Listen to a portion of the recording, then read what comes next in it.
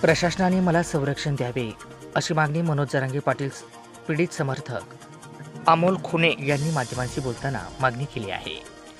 ते आज मंगळवार दिनांक 16 एप्रिल रोजी सकाळी 11 वाजता माध्यमांशी बोलत होते। मनोज जरांगे पाटील यांचे सहकारी तसेच कोपर्डी घटनेतील नराधामांना न्यायालयाच्या आवारातच चोप देणारे अमोल खुने यांच्यावर 3 ते 4 जणांनी काल दगडफेक करत हल्ला केला होता। या हल्ल्यात खुने हे गंभीररित्या जखमी झाले असून त्यांना उपजिल्हा रुग्णालय या ठिकाणी उपचार सुरू आहेत।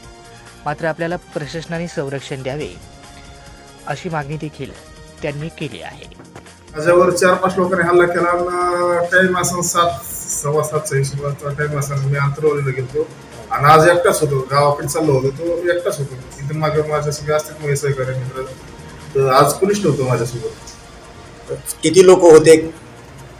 4-5 लोक होते बघा ते। आणि इथून पुढं तर मला असं वाटतं की मला कुठेतरी संरक्षणाची गरज आहे। इथून पुढे असे हल्ले होतील नाही। मला एक सांगा की तलवाडा पोलीस स्टेशनचे लोक कोणी आले होते का आणि तुम्हाला या ठिकाणी येताना काही लोक तुमच्या सोबत आले का? हा, माझ्या सोबत भरपूर तालुक्यातले सरपंच बनले आणि गावातले भरपूर मित्र भरपूर आले। किती लागले तुम्हाला आणि कशा कशाने तुमच्यावर हल्ला केलाय? माझ्यावर दगडफेक केलेली आहे। हा, काय प्रशासनाकडे मागणी करा? प्रशासनाकडे एवढीच मागणी माझी की माझ्यासाठी काहीतरी त्यांनी संरक्षण द्यावं।